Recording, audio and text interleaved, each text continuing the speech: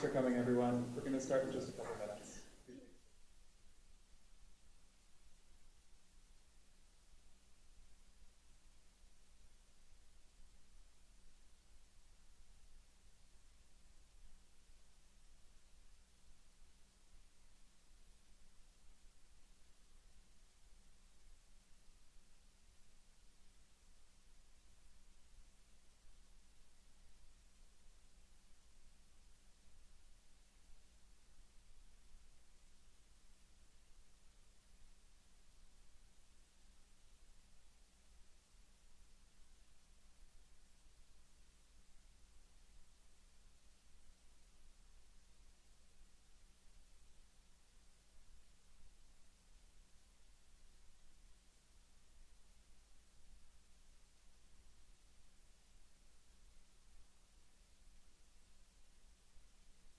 Local District Council of the Urban Land Institute.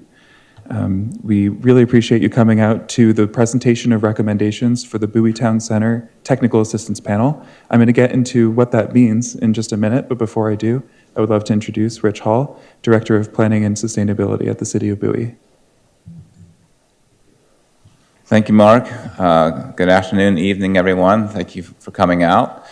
This is an exciting time for us, looking at getting help from Urban Land Institute to develop a draft vision, hearing some best practices, recommendations from a group of experts, a panel of experts, for what some next steps could be. What are some possibilities for going forward, revitalizing the Bowie Town Center. So still a long way, certainly, to go before anything tangible happens, but we're just sort of in the idea gathering stage, and we'll see what the next steps are after we take today's recommendations under consideration. So again, thank you, and appreciate you all coming out. Yeah.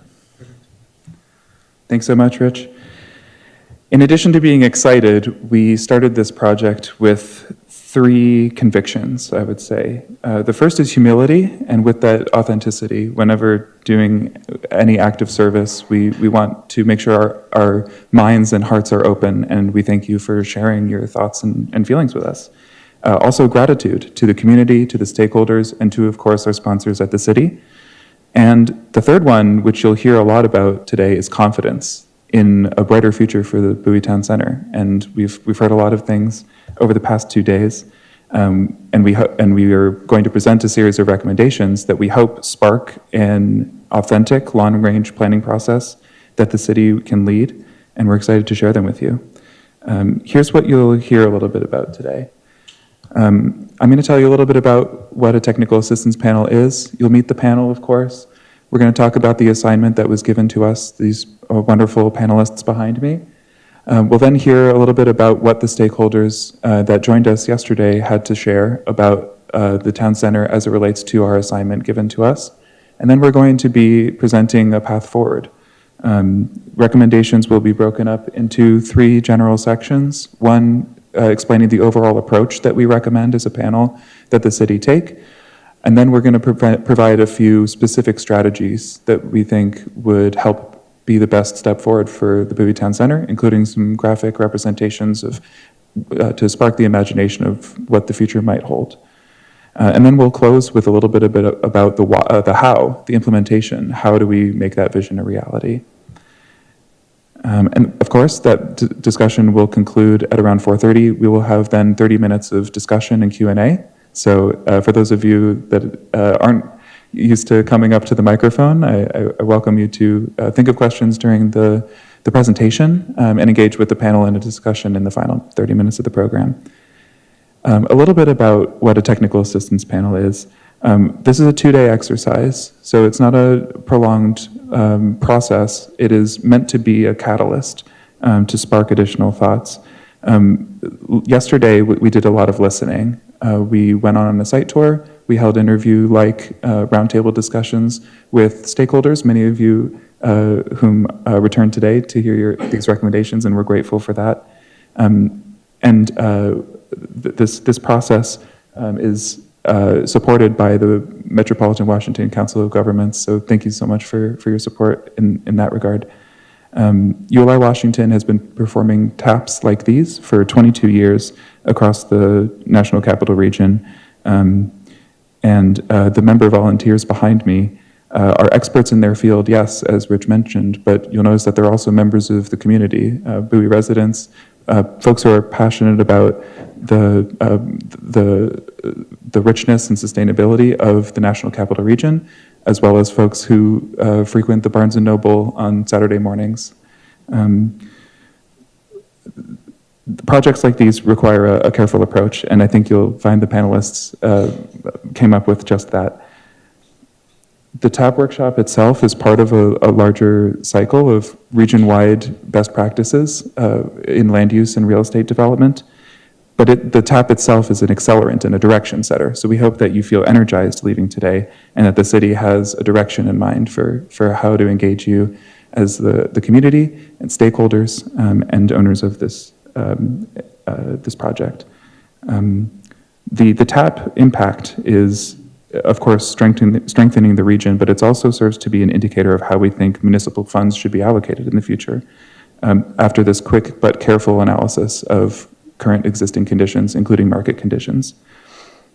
So that's who we are collectively, and I would love to introduce the individual members of the panel behind me, starting with our panel chair, Rob Mandel. So without further ado, Rob.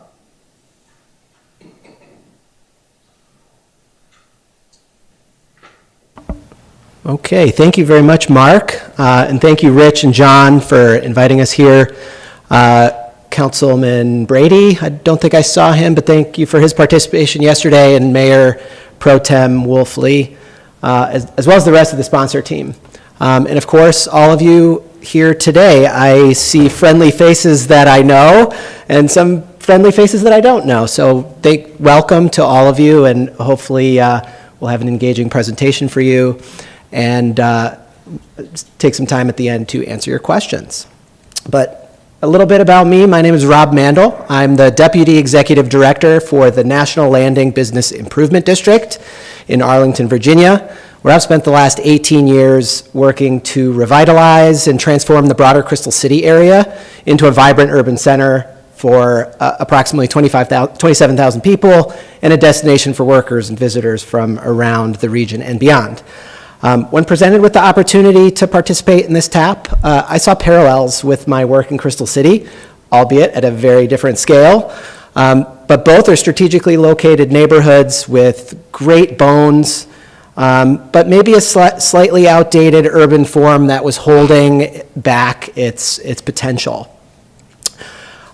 So though the scale is different, the fundamental strategy for success is really the same. And that's about building coalitions with the community to co-create and realize a shared vision for the area. So that's a little bit about me. This is actually also my fourth TAP that I've done with ULI, but my first time chairing. So give me some grace. But with that, I'd like to pass it along and have everybody on the panel introduce themselves. Sure, thank you. Good afternoon, everybody. My name is Dawn Pitts. I'm currently a Senior Investment Director running Conrac Solutions Capital, a small infrastructure development company. My background is in real estate development, real estate finance. I've worked in the industry for roughly 20 years. And I think more importantly, I live in Bowie. And so being a part of this TAP was something that was really of interest to me, in part because I spend a lot of time coming to Bowie Town Center. I cycle, I run, I use the dog park down the street.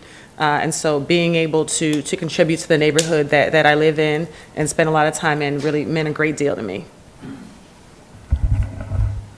Good afternoon, everyone. My name is Sandeep Walia. I am with MKSK. MKSK, and we are a landscape architecture planning urban design firm, and we practice across the country. And my background, I am a landscape architect. I have been practicing for the last 25 years on projects that are very similar in context, to Bowie Town Center.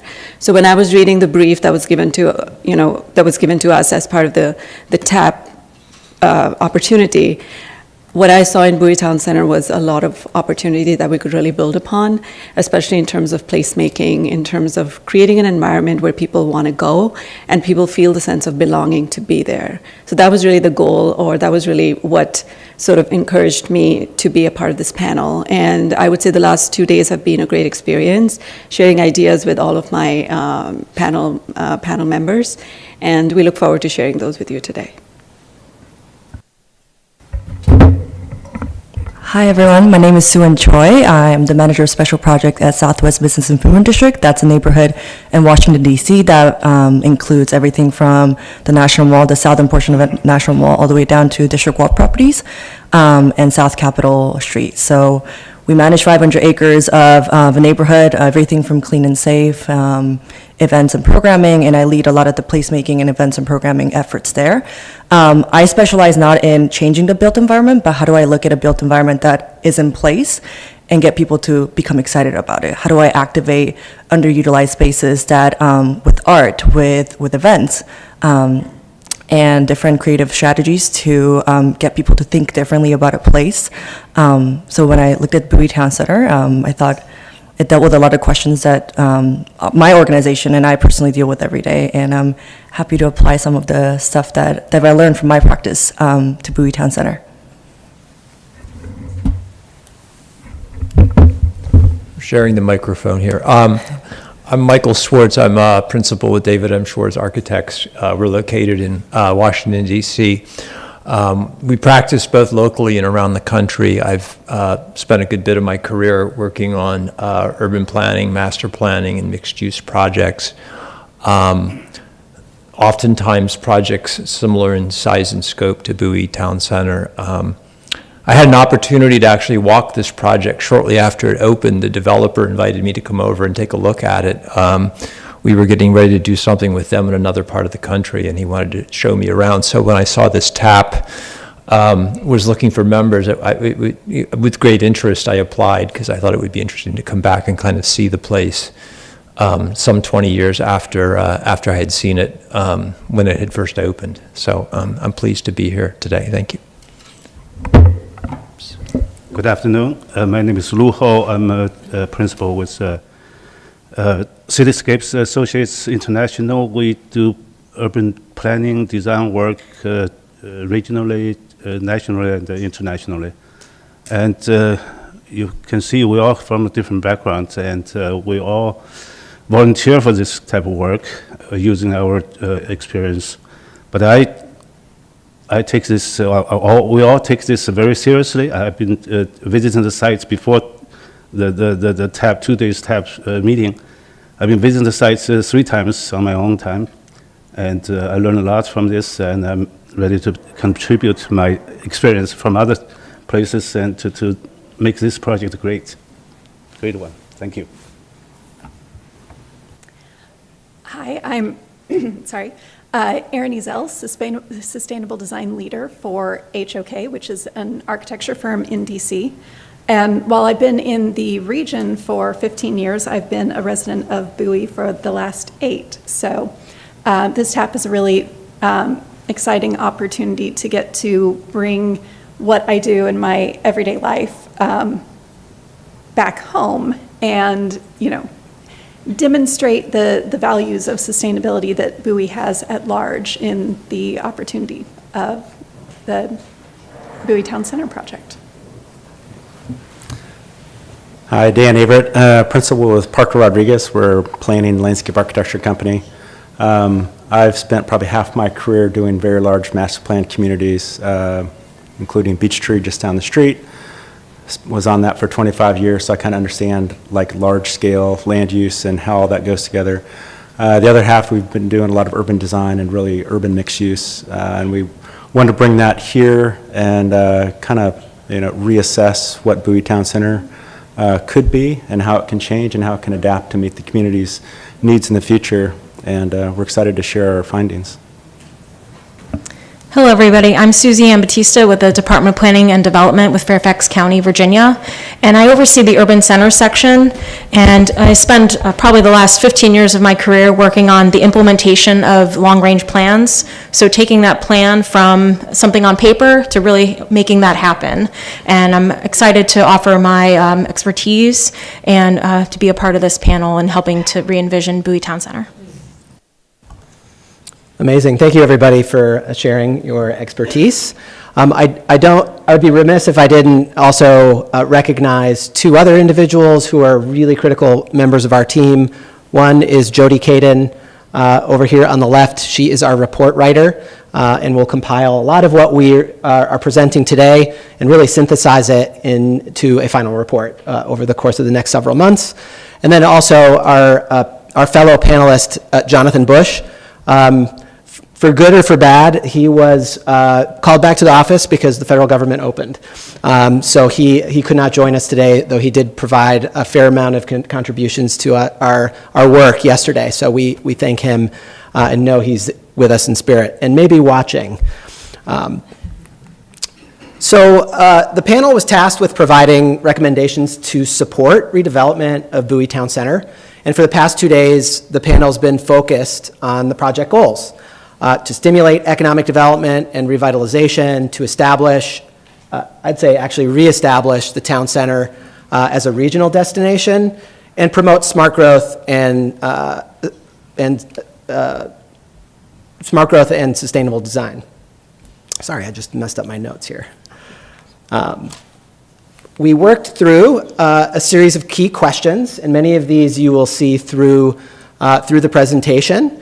They cover market, design, program, best practices, and implementation.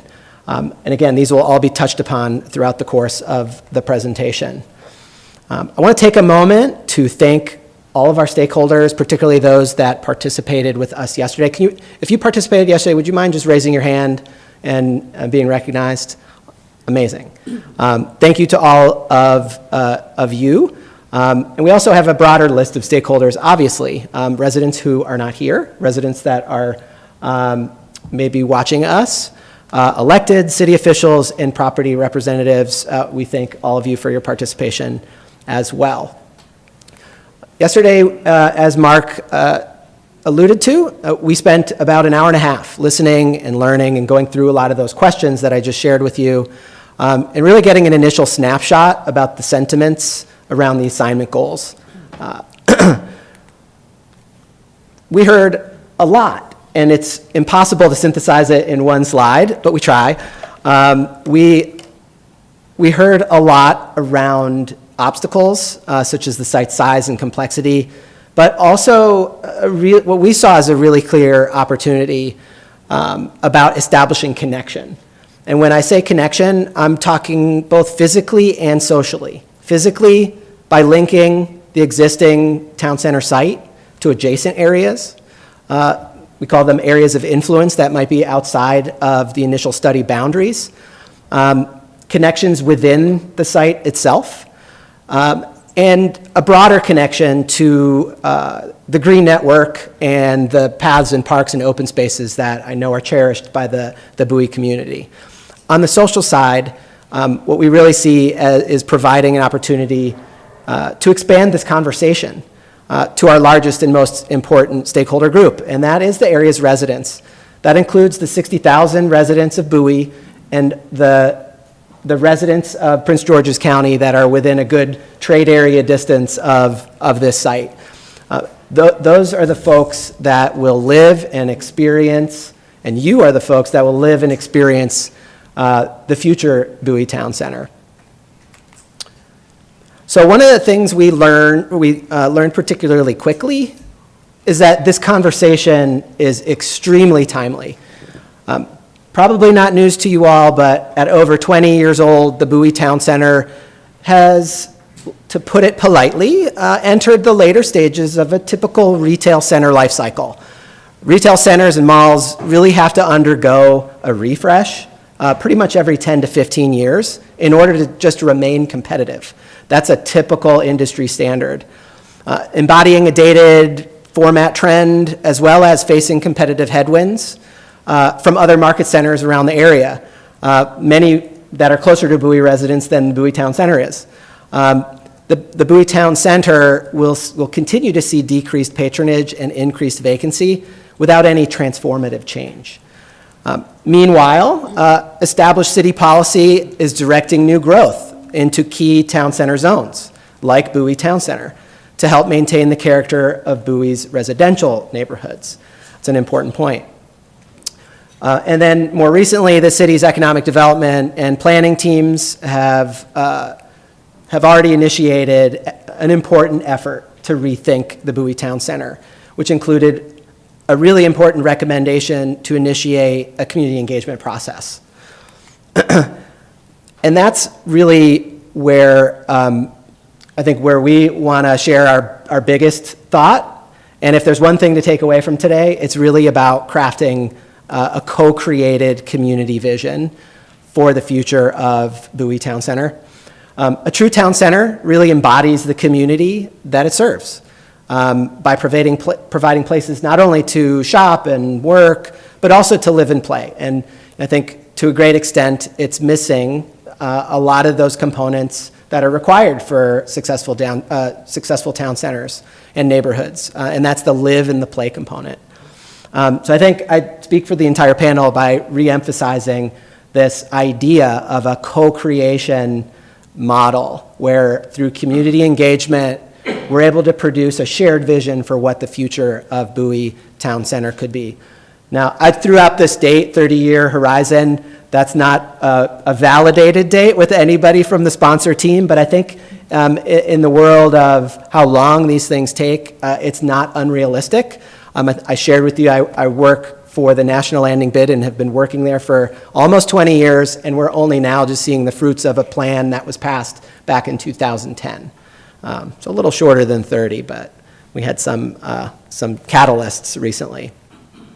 One thing I want to acknowledge as a first step is what are we talking about when we're talking about the Bowie Town Center? I think traditionally Bowie Town Center represents the retail shopping center. And I think we're trying to suggest that we think about it a little bit more broadly. I know that the sponsor team has already been doing that by linking Bowie Crossing with the Bowie Town Center shopping center in terms of thinking about how to proceed with a vision. But we actually are recommending we go a step beyond that. What is not included, though it's referenced, it's in the sponsor efforts, what's not included is really a holistic view of how you bring in the assets that are in that area of influence that I referenced earlier. The gymnasium, even the office park that's across the street. The office market is an extremely volatile place right now, and there may be opportunities to be rethinking about that in the next 5 years, let alone the next 20 or 30. So we thought that would be a good idea. This government center is a huge asset as a town center component, and bringing it into the fold with strategic design and connections and planning is a really important strategy, so we wanted to include that. And then more broadly, really making sure we're making the connections to the green spaces and open spaces throughout the area. So with that, I'm going to pass it along and continue the conversation. Great.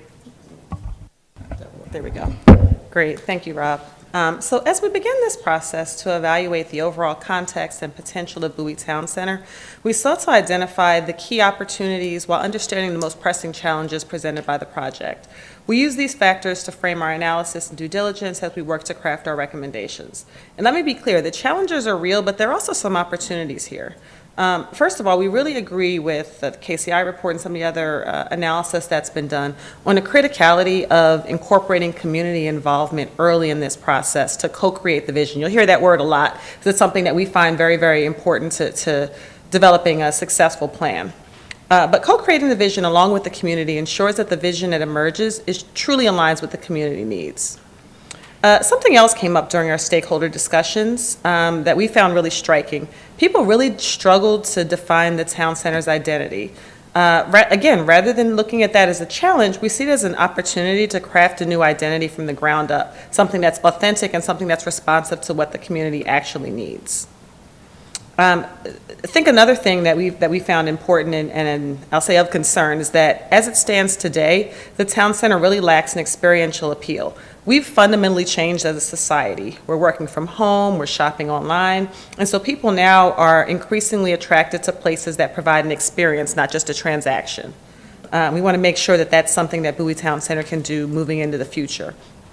And then finally, we thought that there were a lot of connectivity issues. I mentioned that I'm a resident. I'm familiar with the biking trails, the running trails, with Allen Pond Park, and all the other things that Bowie brings to bear, but they're disconnected. There are ways that you can bring them together to connect them, to really make this a community place and really the center of Bowie. And so that disconnected nature, along with uncertain kind of market conditions, round out our landscape of challenges. So those were all key factors that we brought to bear as part of our analysis.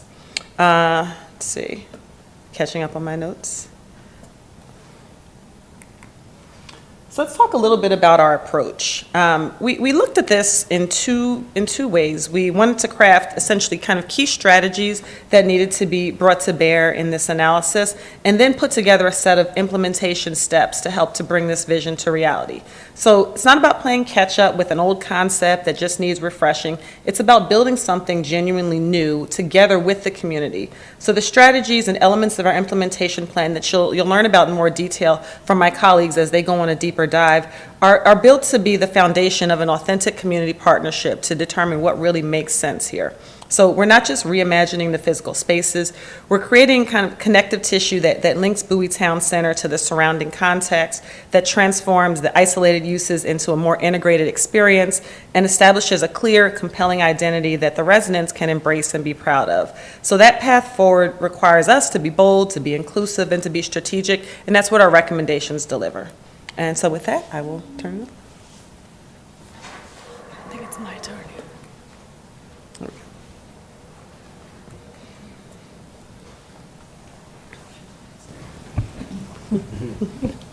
Musical chairs. So recognizing that Bowie has some very clearly defined sustainability goals through the Climate Action Plan and Sustainability Plan, the size of Bowie, increased opportunity for human-nature interaction, increase the access to healthy foods, and those may be even, locally grown foods. And then we're all very focused on comfort. And if we're not paying attention to comfort, then we're not going to draw people into the space. And so one of the ways to look at the comfort piece of it is through the microclimate. If you want people to be active, I'm advancing the wrong slide. There we go. If we want people to be out and about and spending periods of time outdoors at Bowie Town Center, then you need to think about their comfort in the outdoor environment. And that includes looking at different seasonal conditions and activities that are happening. In the summertime, the sun is overhead, higher sun angle. We want to create shade so that people are comfortable outdoors. But in the wintertime, you want them to get to experience that sunlight and be warmer while they're outdoors. So those are some considerations that can be integrated into the massing, the layout, and the programming of the public realm. There we go. And then there's also an opportunity right now, I think we have some metrics later, but right now you can tell there's a lot of hardscape. And in re-envisioning Bowie Town Center, we can really leverage the opportunity to bring in a lot more green space that creates stronger connections to the existing trail network and parks that are kind of leading up to the boundary of the shopping centers and then stopping. But we really want those to come through and around and connect to each other.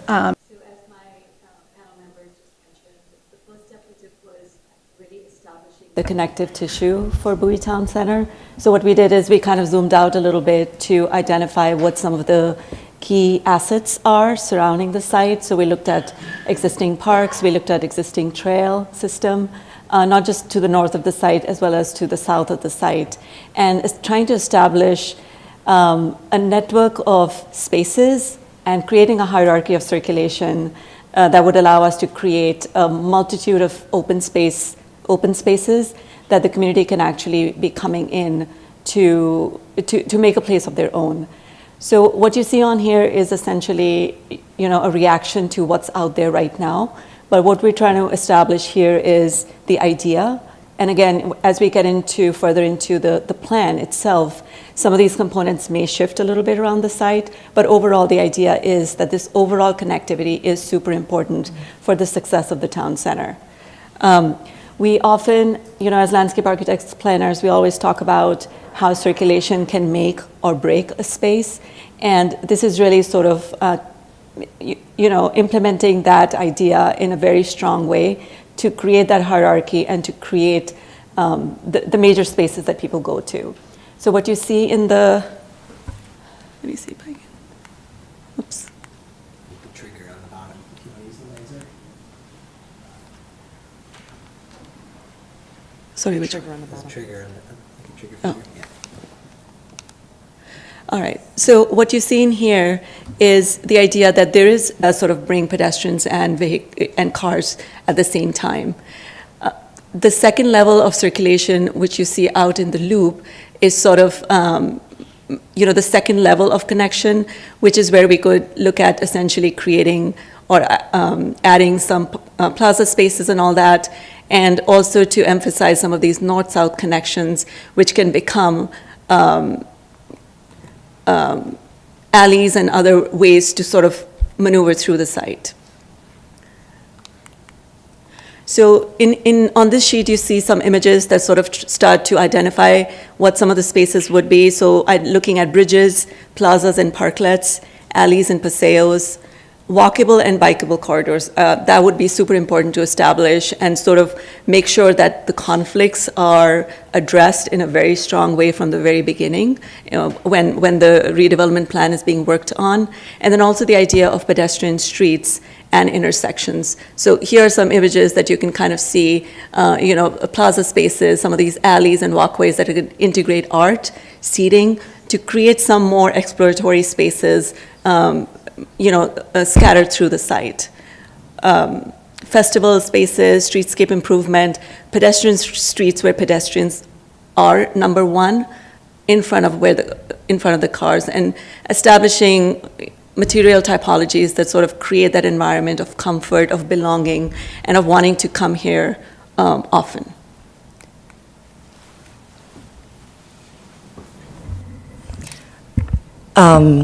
So in recognizing that Rob just mentioned this is like a 30-year approach that we may project in the future, we also recognize that there are immediate things that we could do that are quick wins that doesn't require built-in infrastructure or big changes in the built environment and what's already in place. So when we talk about phase 0, we're talking about the quickest wins, the lowest hanging fruits that we can already do to add some vibrancy back to place. One of the reasons, as we go through this, I'll show you a map of different zones where we place phase 0 opportunities, and you'll notice that I didn't actually put a lot of the Bowie crossing, but I've concentrated on the Bowie Town Center part, especially the 4 buildings that the Nile Equity Group owns. That makes it easier because it's one owner, and as an urban planner, I'm jealous that it's a private property and you don't need to go through permits to add any art, and it makes it much easier to add any placemaking opportunities and events as a developer wishes. And I think there are 2 pillars of phase 0 opportunities that we can look at. One is placemaking and programming, so that constitutes what Sandeep mentioned a little bit of placing art, placing movable furnitures that encourage people to stay, as well as activating these places with events, the signal to people that these are spaces that we are programming for you to use. And the other part of this is repurposing usage. What are the underutilized retail spaces? What are sidewalks that are overlooked that could be potentially turned into places we can play? And the two pillars will create synergy to create an experience-based destination rather than just a utilitarian shopping mall that people go to and get one thing and exit out, but encourage people to come and play.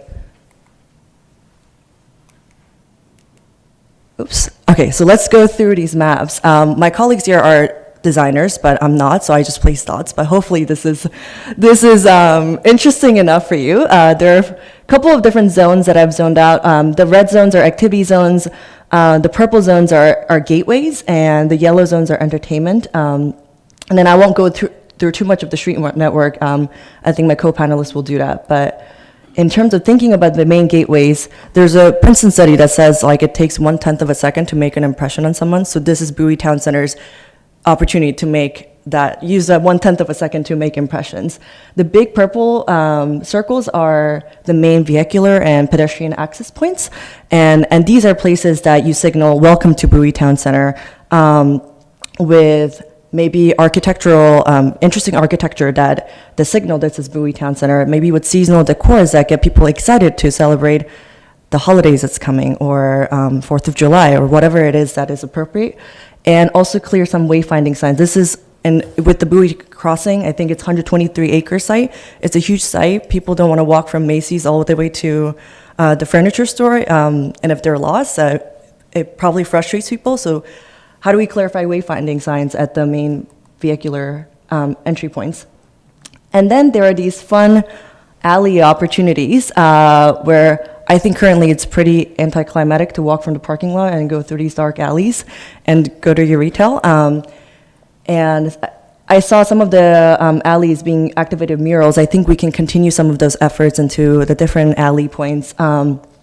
And some of the examples I brought here, these are not prescriptive examples. These are just fun things that people have done in the past. Lighting, light installations that will help also elevate experience of people using Bowie Town Center at night. These are fun chalk art. We did it in my organization. It's an arcade alley that it's a hopscotch that kids can walk around, and different art stuff and planners that you can put to make the alleys a destination in and of itself instead of just a passing through point. But before you get to these alleys, if people are parking at the parking lot in the backside and you're going to the retail, you have to pass through all these blank walls, and they're not very welcoming. So let's add some colors to them. And again, these are private properties, so I'm very jealous you don't have to go through your Department of Transportation to get permits for these. It took us 5 years back in Southwest to do our murals that you see over there. But if you see the Baltimore example, it really does accentuate the experience in walking through a parking lot, and it can also be an opportunity to honor local artists. And if some of these more textured walls are not suitable for murals, it's a perfect opportunity to work with retailers to get some marketing materials and make it at least slightly more colorful. Okay, moving on to activity zones. The first opportunity I looked at were where the restaurants are.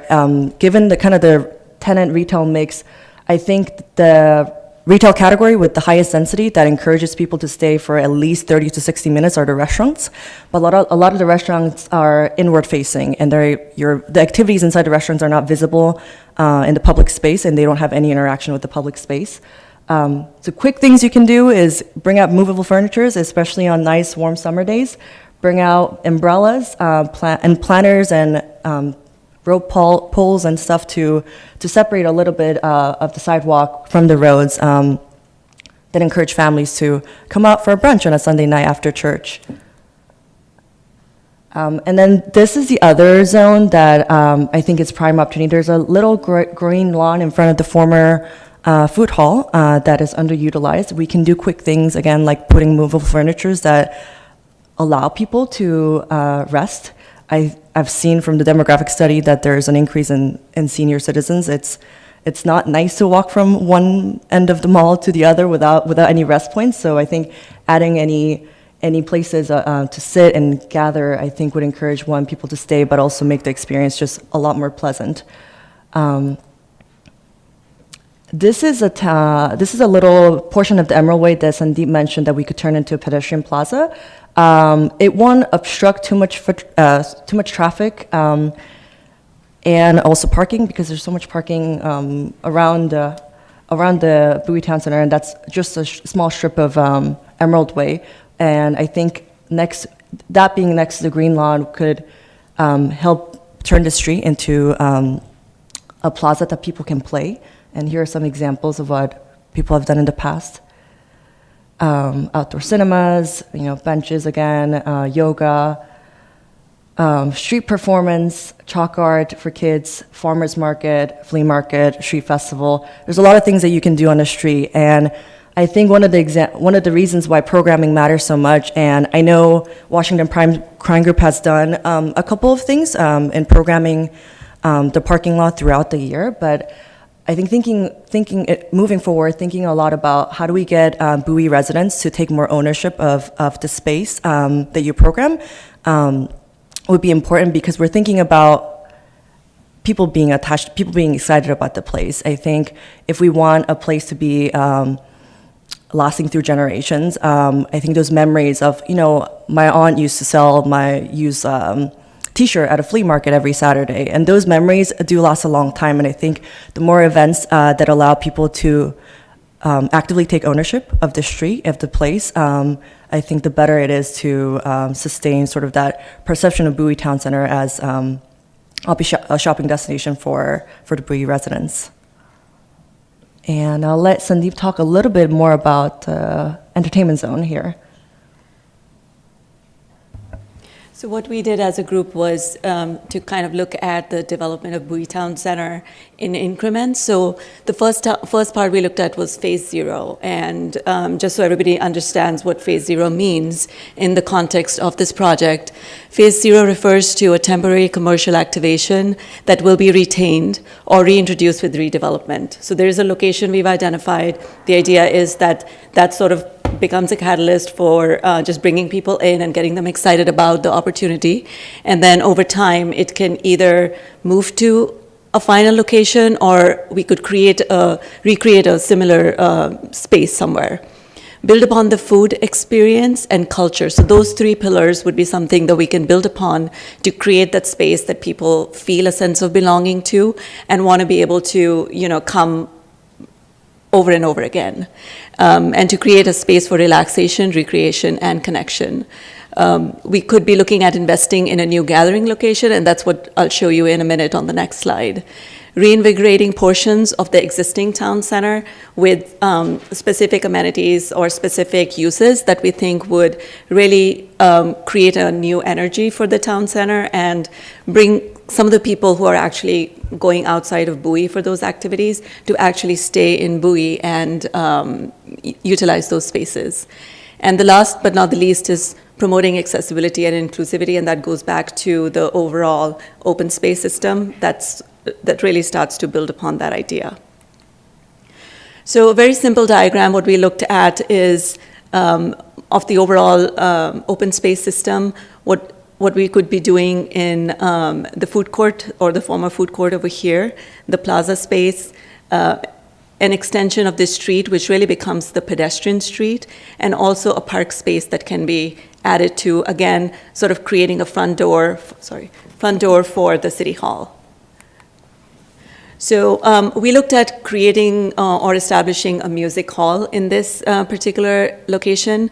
There were quite a few case studies we looked at locally and across the country, and the idea that it becomes a community hub, it hosts artists, it brings artists nationally, locally, and encourages sort of that aspect of art. Creating music in a comfortable and intimate setting. So some of these images sort of show how those events can occur on the weekends or even on weeknights to, again, bring people in and create that foot traffic that the town center would really utilize. And ultimately, power of music in creating community. So that's the big goal in here. The plaza is right here in the middle. This is where we would hold the traffic down and basically create a pedestrian-friendly environment for families and kids, as I mentioned before. It becomes the gathering heart of the of the center. It has a central gathering space, flexible enough for different events to happen. Some elements of children's play that can be integrated, whether it's water play or just some structure play, and also just being able to address multi-generational user groups. So that really brings people from all ages into this one space to hang out together. And the last one is the park. So this is where we create a flexible outdoor event venue. We can be hosting food markets, culinary classes, and community events. Basically, the idea here is to integrate a mix of permanent and temporary structures that can be eventually relocated once the final plan is established, and utilizing the power of learning and creating community while connecting with the city hall. So here, the idea was that maybe we could be looking at a greenhouse, maybe a maker space where people can be coming together to repair small things, bikes and other things, spaces basically that are hard to have at home, but we create a space here which allows you to utilize those for those particular uses. Seed program was another thing we looked at, and the idea of a bike station and bringing bikers into a central location at Bowie Town Center. With that, I'll pass it on to Mike.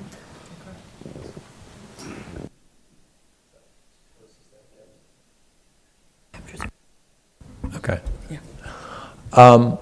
So, as Rob mentioned at the beginning, we think that the master plan for this site ultimately is something that's a product of input from the community, the city, and the property owners. It would be presumptuous on our part to, over the course of 2 days, to come up with a master plan. However, in the time that we did have together and meeting with some representatives from the city yesterday, we wanted to share at least some of our initial observations about how one might approach thinking about a redevelopment or more appropriately, I would say, a transformation of Bowie Town Center into sort of the next version of Bowie Town Center, as these centers do need to evolve. I think back to Rob's point about retail and kind of the need to freshen it up every decade or so. I think it's important to first understand that what's out there today is effectively a shopping mall with no roof on it. It's an inward-facing retail event with a series of commercial pad sites that front onto the surrounding streets. So you've got a series of varying size retail pads up along Collington, and you've got the shops at Bowie Town Center along Evergreen to the south, and of course the main two anchor department stores, or former department store in the case of the Sears, the inline shops, as they're referred to in the mall industry, that stretch between the two anchors, and I think those two, and then a lot of parking,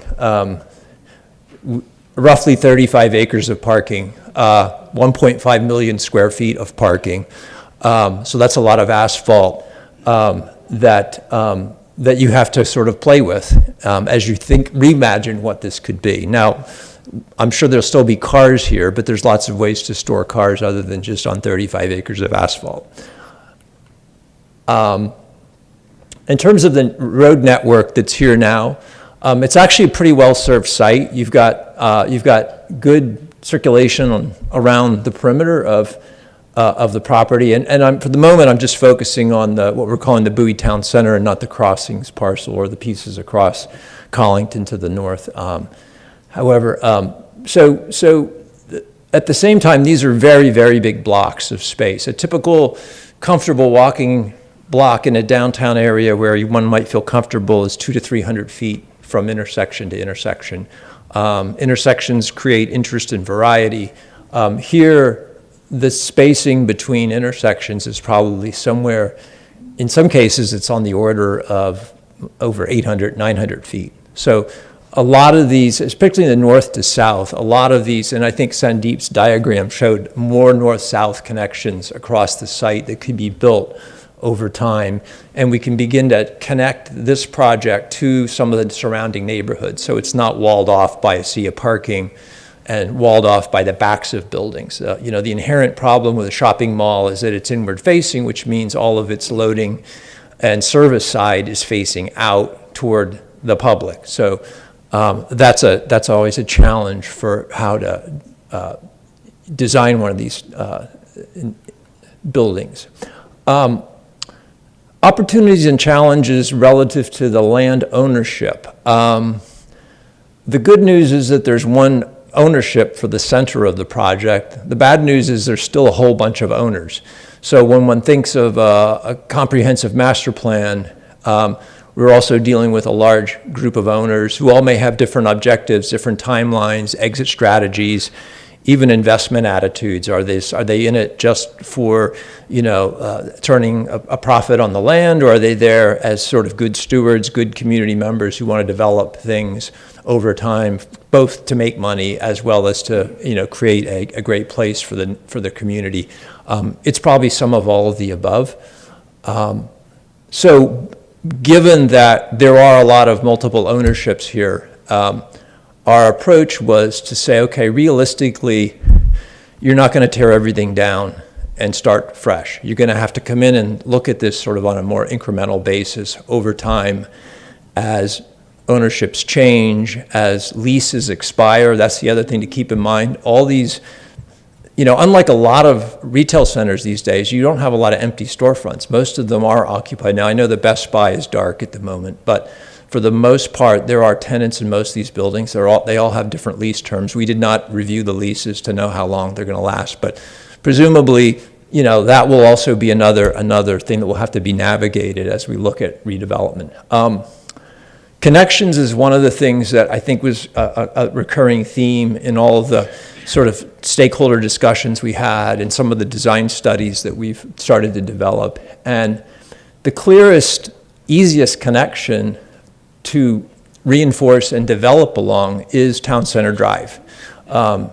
It does already cross the site from north to south. It connects into the neighborhoods to the south. It connects both the shops site as well as Bowie Town Center proper, as well as the office site to the north. So, and it's the one piece of the center property that actually daylights out onto Collington. So it has sort of good bones, you could say, in a way. So we think that if one were to start somewhere with new development, that would be a logical place to begin. And on the sort of the softer touch side of that, that could be something as simple as looking at the streetscape. Currently, the interior of the project is all parked with angled parking, which takes up a lot of room. It's convenient, but it also takes up a lot of room. And so the resulting streetscape is I would say, modest at best. And the tree canopy is a little bit suffering. So we think that if you were to reconfigure the parking on Town Center Drive to a parallel configuration, you would free up an additional 9 feet on each side of the street. That would give you more room for a more generous landscape, as well as more space for things like outdoor dining and the like. The architecture is ho-hum. It's very much of the time it was built. It was attempting to sort of mimic a Main Street, if you will. But I think one of the early moves that the owners could make, that as tenants come in and leases are renewed, there could be an opportunity to just put better facades on some of these buildings. And we're not promoting any particular style here. These were just some that I could easily find. Some projects we've done, but these could be traditional, modern. I mean, I think that's an interesting conversation that the city can have with its citizens, and sort of what is the vibe of Bowie, and what should the architecture, if there is. I mean, I would argue for variety in a downtown setting.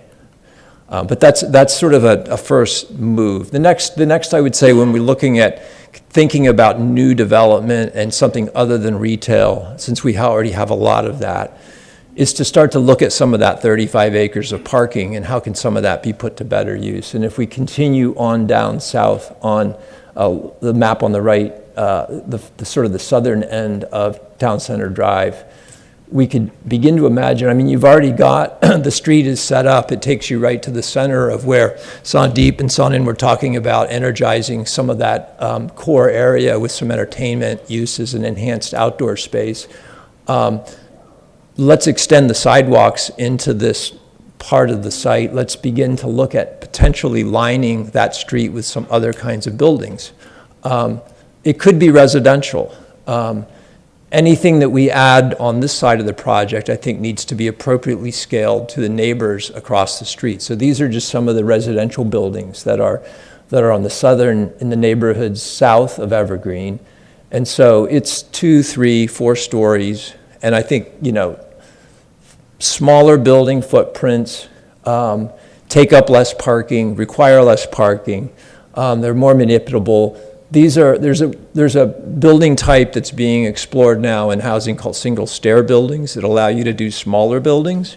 So you're not getting necessarily these enormous, long, sort of what they call the Texas donut podium wrap buildings. So I think there's some exciting and interesting ways in which even housing could be incorporated onto this property in an incremental way.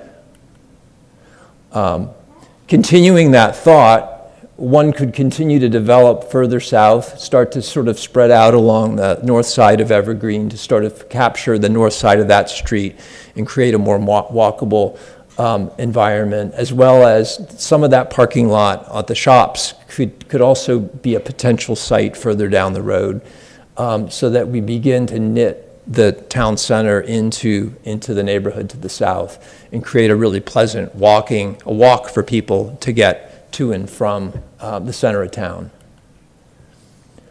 Now, if we move our eyes to the top of the map, imagine now we're 5-10 years into the project. Some of these pad sites may become available at some point. This side of Evergreen is now closer to Collington. We think this side of the project could withstand a little bit more density, a little bit more height. So we think here's an opportunity to sort of refresh, get rid of some of the little one-story buildings that you almost don't even see because of the way the land drops, and begin to imagine a slightly taller scale. You know, again, not high rises, but things in the 4, 5, 6 stories could easily be supported if the community's good with that. But I think, you know, one of the things that's important in these kinds of places is that you do bring a critical mass of people to the site. So while I know density is a bad word, I think if it's handled appropriately with good design, I think you can kind of balance the need for, you know, the economic return that the city's going to want, along with making a great neighborhood. So I think this is a big enough site. I think in summary, you can accommodate a lot of different types of buildings. I'm just talking about the residential component here along Town Center Drive, which isn't to say that there aren't lots of other uses, civic uses, institutional entertainment uses that can be part of the site. And this is just looking at one narrow band of the site from the north to south. Lou's going to now talk a little bit more broadly about the overall site, as well as the crossings across the street, looking at how one might begin to think about how to program a much sort of larger picture for Bowie Town Center. And just as a time check, I think we have 3 more components, if I'm not mistaken. So just make sure you're thinking about leaving enough time for questions. Thank you. Well, thank you, Rob, and thank you, Mike.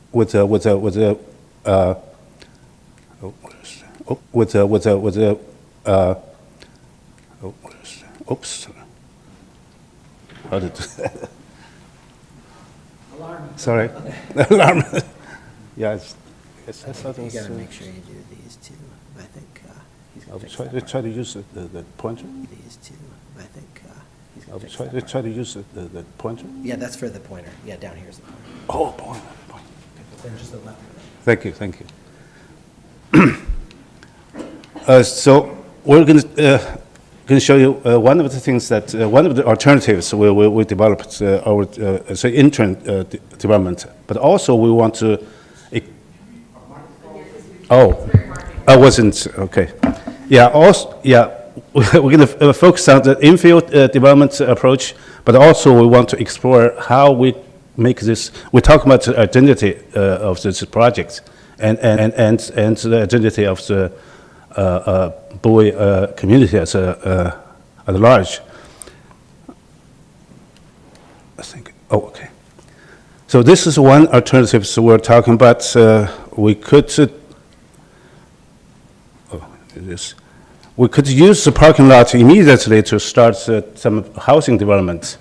We could start off with one section, and if it's successful, we can go on with others. But generally, in this this area, we could do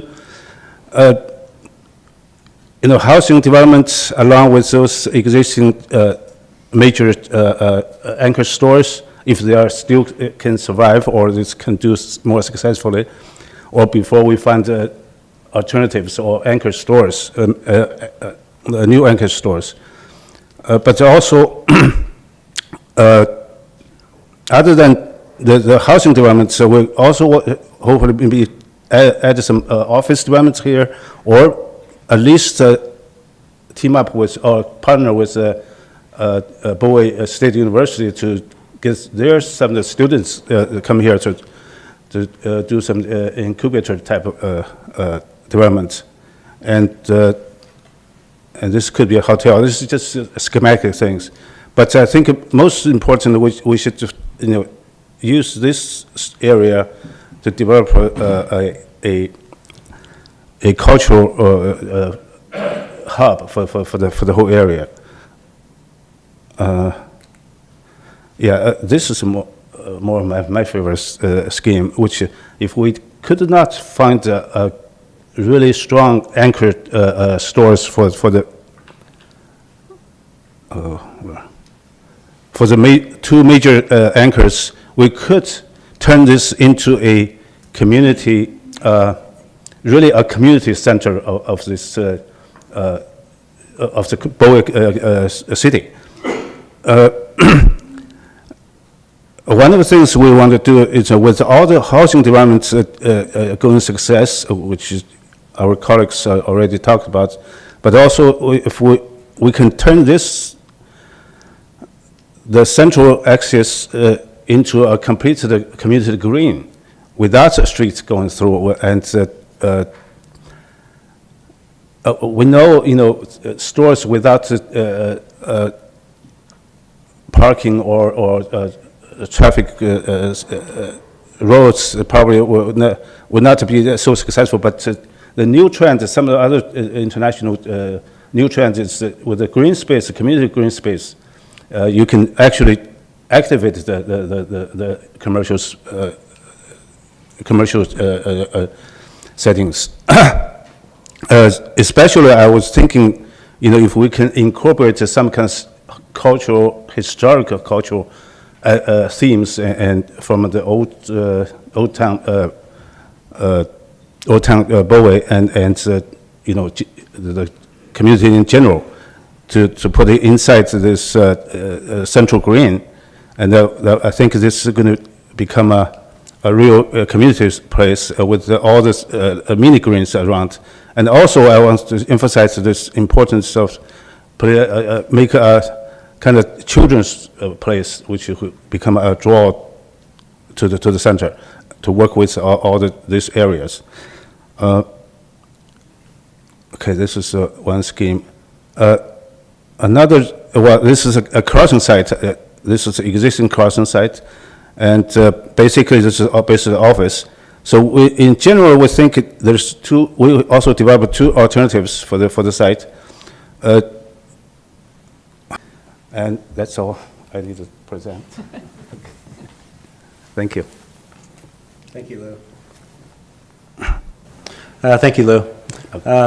Next, I want to show a diagram that's a little more, I call it an illustrative diagram. It's got some character to it, but it also starts to show how you put some of these on paper and how you connect it. So kind of what Michael was talking about, the town center has good bones. We don't need to raise it. There's not major functional problems with it. There's a few little issues which are, where's the laser pointer? This little guy. Trigger, got it. Trigger pointer, this little guy. Trigger, got it. I'll try not to blind anybody here. Part of the problem, I think, in town centers today is the connection to, the main street. It's a little bit hidden.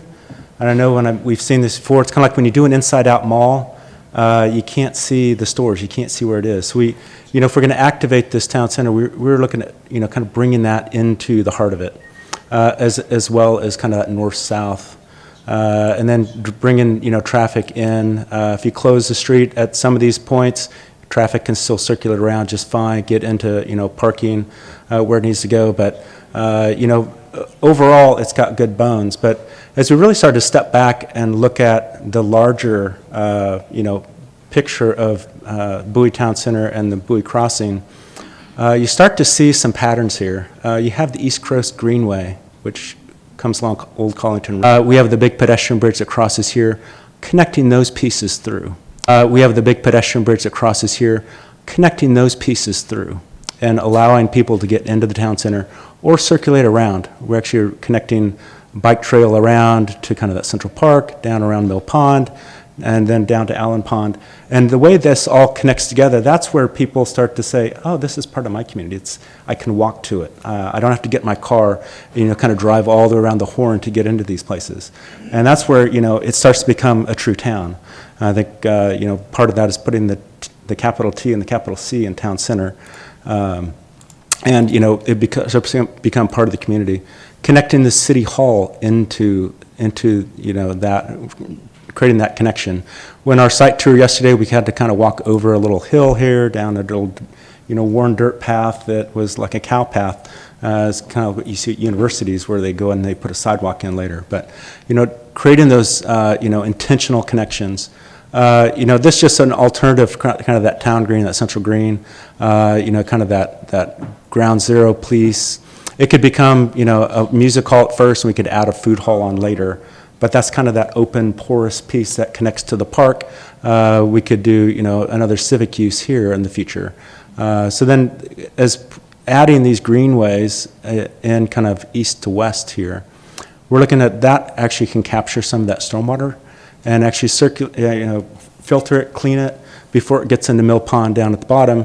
And then you have, it becomes part of the landscape, and it's actually beautiful. Some of the images that Aaron had showed.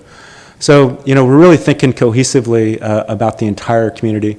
We have a lot of civic uses that are on the kind of the west side over here. We want to bring those right in. There's not a direct connection. There's no real good sidewalk connection in. We really want to connect this, every part of this into the community. And then that kind of that central spine that goes up to the office building. What we've kind of shown is the kind of the red outlines are kind of the street walls. People like to walk along streets. Some of the images of streets that we saw, the buildings are up near the street. It feels comfortable to walk. It feels safe. Eyes are on the street. And that's part of, just addressing safety. I know we heard some comments about, worrying about safety within the community. Parcels in the middle start to develop. You can connect these in, 20 different ways, but this just kind of give you an idea. You can have tree-lined streets. You can have, cross connections.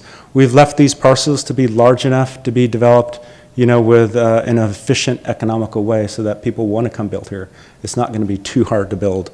They could also be some of those smaller buildings that Michael was talking about, that get kind of plugged in, and it's a little more smaller, incremental. Maybe that's the way the community wants to develop in terms of the size of elements. But, there's plenty of opportunities. Like we're saying, retail does go through cycles. These can all, get different uses, and I think that's part of the community engagement process. And, bringing in the community, what do you need? What are people going out of Bowie to go find? It's to find that experience. And I think we've heard that people are going to Annapolis, they're going to other, shopping areas that have what they want. And how do we bring that back here? And, kind of like the way these trends go, this could be the next, great, opportunity. Success in putting a vision in place and making it a reality.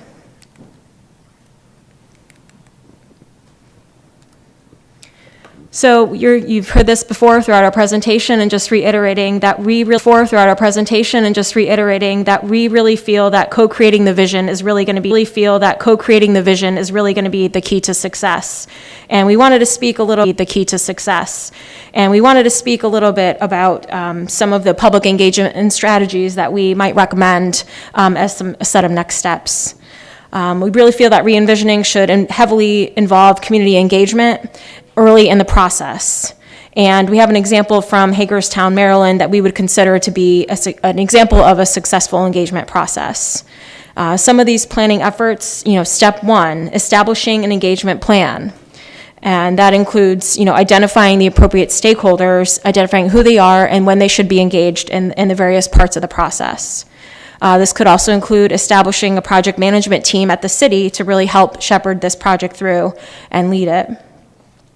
Another key component was the hosting of 3 ways for people to provide feedback and feel that they are included in the planning process. And particularly in a project of this size and spanning likely multiple phases and decades, the community it's really key to engage them early and gain an understanding on their desires, needs, fears, and ultimate vision for the place that they live in. So I'm going to turn it over to Dawn. Great, thank you, Susie. So I'll note that many of my colleagues are planning and design professionals. I am not.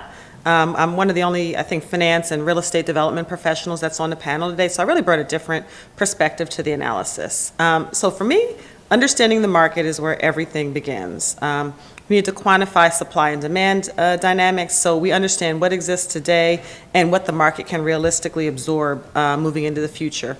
So we're looking at things like current inventory, occupancy rates, competitive offerings, and then projecting forward based on kind of what the actual market velocity is and using that to identify what the gaps where opportunity exists. These are not things that you want to guess at.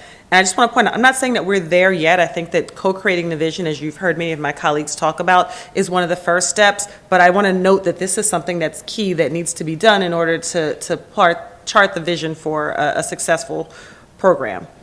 Equally critical is profiling our target demographics and economics. We need to understand who lives in the primary and secondary trade areas, things like income levels, household compositions, lifestyle preferences, spending patterns, all the stuff that comes off as boring, but it's really important to understand. And this isn't really just about demographics, it's what we call psychographics. So it's what draws people out of their homes, what experiences are they seeking, what are they missing in their daily lives that Bowie Town Center could really fulfill. And then that gets us to testing the financial viability. Once we understand the market, we can craft a financial model, and it won't happen without creative kind of capital structures. So we'll also need to identify and deploy public incentives, things like tax increment financing or infrastructure grants. Those are the tools that really make a project possible. In addition, we want to think about structuring effective public-private partnerships, or P3 projects. They represent another powerful mechanism that can help bring this vision to fruition. So by aligning the public sector goals with private sector execution and capital, we can achieve outcomes that neither sector could really do alone. The key is structuring the partnerships so that the risks and the rewards are appropriately shared and all the parties are really genuinely invested in the success of the project. My colleague Susie is going to talk a little bit about some local case studies that were able to leverage these tools successfully. But just note that this isn't just an analytical exercise. It really is a roadmap to transform the vision for Bowie Town Center into a reality. And with that, Susie, I'll turn it back over. Thank you, Dawn. So yes, we wanted to touch on 2 case studies from Fairfax, Virginia, and some of these projects were previously mentioned in some of the group stakeholder roundtables that we had. So the first one I wanted to touch on is the Mosaic District. So the Mosaic District was established through a public-private partnership between Fairfax County and the developer Edens, which transformed a former industrial site in Merrifield, Virginia, into a mixed-use, vibrant center. In order to achieve the goals for revitalization that were outlined in the long-range plan, the Fairfax County Board of Supervisors established its first and still only Community Development Authority, CDA, with tax increment financing for the Mosaic District back in 2009. And Mosaic, talk about a 20-year plan. We are still in the end of just delivery of some of the parts of that project.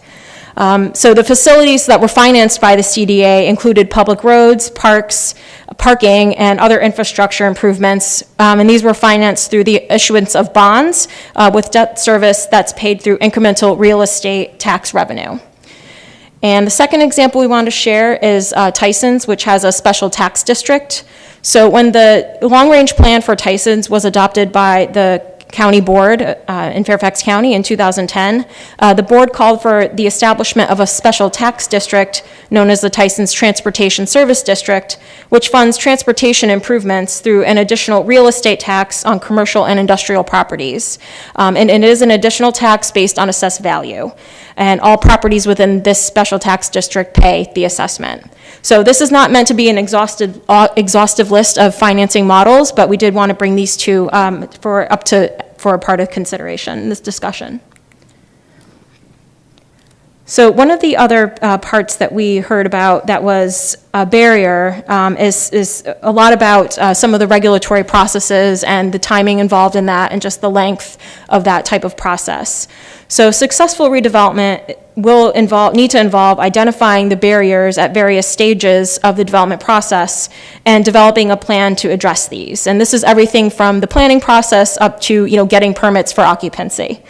So some of the strategies that we've included here could include outreach to the development community to better understand their experiences in navigating that process, and discussions at an interjurisdictional level and coordination given the unique nature of the city's planning authority in the city of Bowie.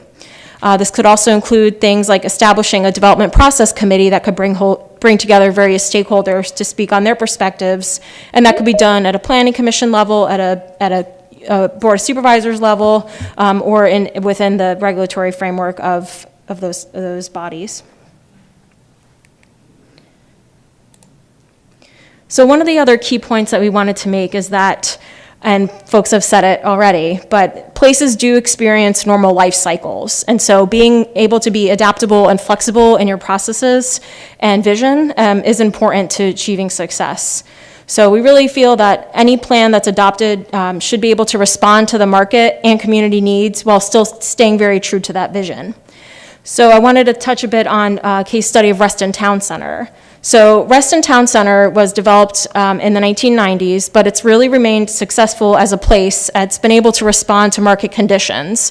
And it's been able to do this through architecturally updating ground floors of structures, allowing change of uses, and redeveloping or modernizing the Central Heart Park space to be more modern, but still have the same placemaking effect and community gathering space that stays true to its overall character and vision. So that's one example. And just in terms of the long-range planning effort, building flexibility into that plan in terms of they're responsible for placemaking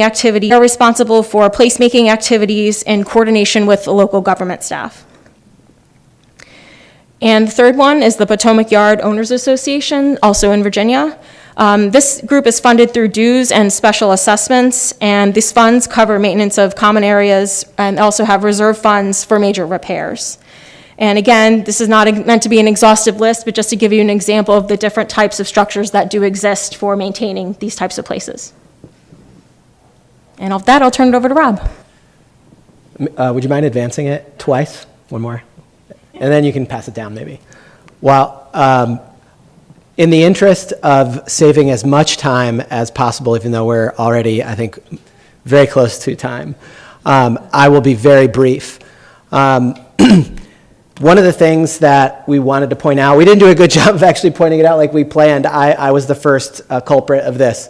But we wanted to call out what we called these big gestures throughout our presentation to really point you to some of our core recommendations, which we may even add a few as we kind of finalize this final report. But this list that you see here is really kind of a summation of kind of the biggest things that we identified as being important to think about as you move through that number one gesture, which is really engaging you all, engaging the residents of Bowie, engaging the residents in Prince George's County. It is such an important piece of the success of of a future vision. And I'm actually going to steal and paraphrase a quote that one of my colleagues at the National Landing Bid mentioned for something totally different. But plans are more than just guides for development. They're statements. They're statements about who you are as a community, as a city, and statements about who you want to be, what you want your city to be. And a new vision for Bowie Town Center can really serve to inspire and drive that transformative change to achieve that vision by directing investment, both from the private sector, which you need from the property owners, but also the public sector. You saw a lot of public infrastructure in a lot of these ideas and schemes that won't be able to be funded by private sectors alone. So some of the strategies that Susie mentioned are creative tactics to really build a complete community using revenue that wouldn't exist but for the development itself. So with that, I really want to issue a call to action to our sponsors. Really build upon the work that you've already done with regards to the exploration of redevelopment, revitalization of Bowie Town Center, particularly your recommendation to engage in a planning process with the community. And then to the community, to you all here and all your friends and family, your neighbors, be ready to engage. Be ready to share your thoughts, your opinions, good and bad, about what you want to see here. Success is really going to require your all's participation. I know I likely speak for the whole panel. We're excited for you all. We really see this as an incredible opportunity, and we're excited to see where you all take this moving forward. With that, Mark, I think we might move into questions. Does that sound good? Yes, thank you so much. A lot of work for just 2 days on site. So thank you all to the panel, and thank you all for being here and sharing in this presentation of recommendations. We're only going to keep you a couple minutes longer than we said we would, so I would love for anyone who has a burning question of the panel or of this, about their recommendations to approach the microphone at the front of the room, introduce yourself, and we'll do our best to respond to 2 or 3. Please feel free to make your way to the microphone at the front of the room. Hello, and thank you. That was fabulous. Aren't we lucky here in Bowie? Look at what's going to happen for us and we can be part of. I'll use the microphone. My name is Michelle Johnson. I'm a resident and artist of the city of Bowie. You guys did a 35 years-ish fabulous job. I know you're going to come visit us once all of this comes to life. 4 areas came to mind that I really enjoyed hearing: children, art, play, and green space. And at this early stage, there's one thing I'd like to add: a town center tram or trolley or train, some kind of fun thing for those of us who are children or have children. I mean, just riding on that thing, you could just keep swapping out adults and having the kids go. So thank you. I'm going to exit, but I appreciate you all. Great job. Tram. Thank you, Michelle. Make sure you attend and participate in future engagement efforts. Where do we know those dates from? Okay. Great.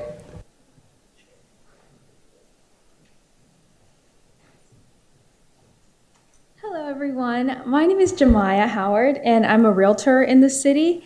And a few of you mentioned that you needed to learn about the vibe of Bowie to kind of make a decision about the town center. I just wanted to comment, a lot of the people that are moving into Bowie are moving for the new modern homes. There's definitely no shortage of those. They're moving for the modern finishes, but a lot of my clients that I work with that choose not to move to Bowie, it's actually specifically because of the lack of entertainment around Bowie. All that being said, we know kind of what to do to get there: more vibrant, more entertainment, more bold businesses.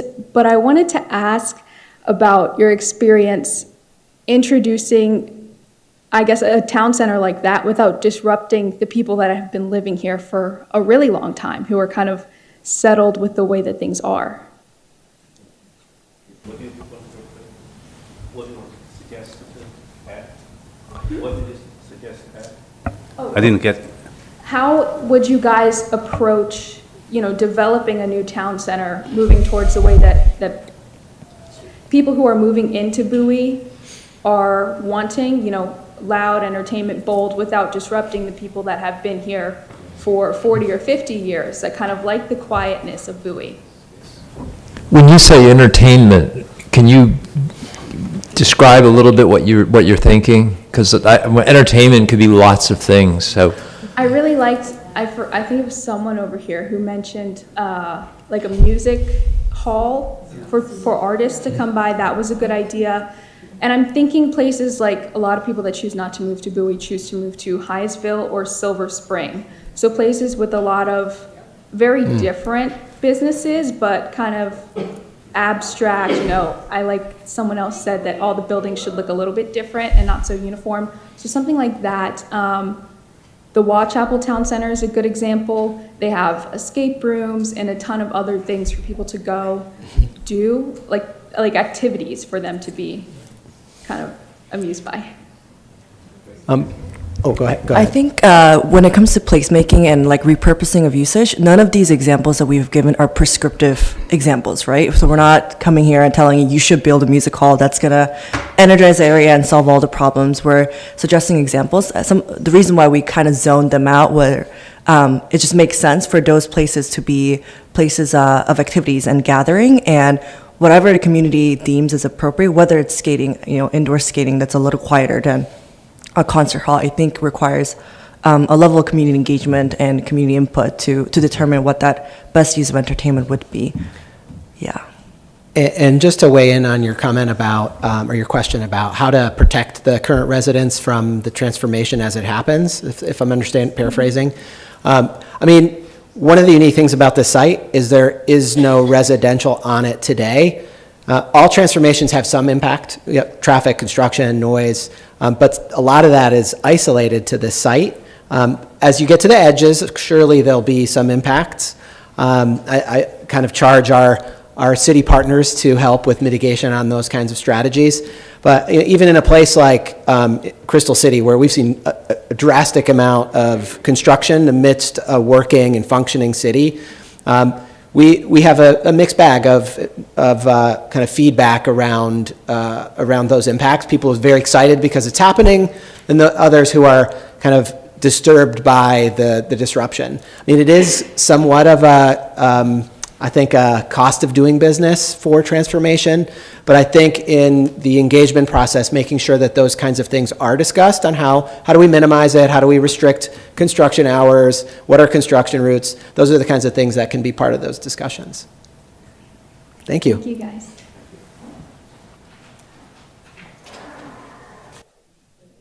Hello, my name is Jay Brown. I'm a Bowie resident, federal government employee. I thought the presentation was excellent. You answered a lot of the questions that I had, which were much more analytical in nature. So, Dawn, you were hitting the points for me. The question that I have is, obviously you guys are all on a journey kind of thinking through this process, and you're looking for engagement from the residents. How are you guys thinking about kind of the education side of this? So helping people understand the things that you were talking about, as well as kind of knowledge management and the asynchronous nature of them being able to kind of keep up. Because I'm thinking about how am I going to keep up with all of the things you guys are doing, the case studies, so that I can have a educated kind of response to the things you're proposing. I'm going to try and tackle it, and then I open to my colleagues. One of the things we did notice is that there doesn't seem to be a great media outlet in the local community, like a hyper-local blogger or news feature. Correct me if I'm wrong, but it does seem like a gap. In DC, we have the Prince of Petworth, or we have in Arlington, we have Arlington Now, a local news now, which also serves Reston and Tyson. So there's a lot of, I think those kinds of media outlets are really key to help get the word out and inform residents who might not be subscribed to a city newsletter or whatnot. I did see the news here. That's a good thing, right? Making sure that the word gets out about something happening. The other part about education, which maybe is what you meant, but I think if it's not what you meant, I still think it's important for me to comment on it, is is every good public process and engagement process about planning should have an education component, because not everybody is educated in some of these strategies. So there really needs to be paired with the what, a lot of the why, right? Why is it important to have wide sidewalks, or why is it important to have outdoor dining? Those are really important because for some people it might not be as clear, and might actually have some sort of other impact that might impact them. And the more you educate about some of these strategies as part of the process in line, the more successful the efforts end up being. And that's particularly true about density. I would never say density is a bad word, but it can be bad, right? You can do it poorly. And I think when you have great plans, you can shape it to mitigate any of the negative concerns. Or just plan it the way that you want it to actually be by engaging with the community. And just to add to what Rob said, I mean, you said it perfectly. When we establish a community engagement plan, a lot of the things, when we identify how many, meetings or public meetings or whatever, what the different components of an engagement plan would be, we do identify what some of the needs are. So if education is a need, those can be very creatively crafted into the dialogue, whether it means coming up with the right kind of images or right kind of, workshops. So you have these tables that you're working on, and that could be a very successful way to disseminate that knowledge within the community and actually get input that really serves the project in a very positive way. Hello, thank you for joining us. As one of the longtime residents in Bowie, I do like the quiet. I know that I don't speak for everyone, but I do and have always enjoyed the quiet of Bowie, the distance that it has from a lot. So I can say that, yes, proudly. But I get it. But I heard, and I picked up on the word when you were sharing about anchor stores. You said if there's a problem, getting anchor stores. As we know, the trend oftentimes in Prince George's County is that we will get these amazing, what we would like to see in anchor stores, and then they leave, right? That's not anything new. So, and if there is a problem with getting anchor stores, then that is definitely a community conversation that we need to continue to have, because there shouldn't be an issue with us having or getting quality anchor stores. But I do like both plans that you pulled up. And I just put a note down here saying that I don't see why we can't have a bit of culture and anchor stores. So I just wanted to add that in there. Thank you. Thank you. Would you mind sharing your name? Is that okay? Sherry. Sherry? Okay, great. Just one comment. Just one comment about that. Anchor stores often are leaving, but they're staying in the market, right? They're moving to the Watchapel. I keep getting it wrong. They're staying in the market because the market is strong, like the trade area is strong, but they're moving to the new concept, right? They're moving, and frankly, like we said, 10 to 15 years, all those concepts are going to age and they're going to relocate unless they re-envision themselves. Now, this is an opportunity to be ready for the next wave of relocations and earn it back in many ways. So I think that's why it's so important to be thinking strategically about how you really capture the mindset of these retailers who are trying to make decisions on where to go, because they want to go to that next hot place, right? They want, and that, to your point, the way you said it is they want, there's an experience as part of that transaction. It's not just the transaction. I love the way that Dawn said that. So making sure you're delivering on both of those things is so critical to keep or even attract those anchors. I'm just encouraged to continue to really get that word out to community so that they can come in and have their say. I know a lot of people are for this new and vibrant community, this walkable community. People are loving that, but I don't know if everybody wants that. You know, we've been talking in conversations even with Six Flags.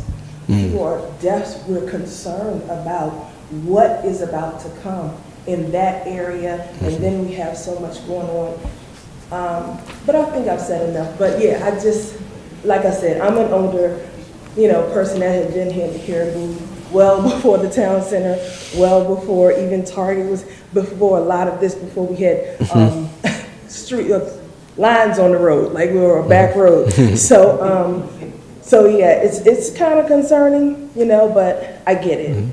Thank you, Sherry. Okay. Appreciate it. Great. I think we have time for these last two. Thank you for being here. I'm Delegate Kim Taylor. I actually represent this area in the House of Delegates. I had a couple of questions. I'm going to try to make them succinct. How involved was the owner of Bowie Town Center in this process? And that question kind of tees up the next question with regard to some of the projects that you mentioned, Mosaic, Hagerstown, some of the others. Who owned the land? Was it a revitalization of an existing shopping center before that next thing came in?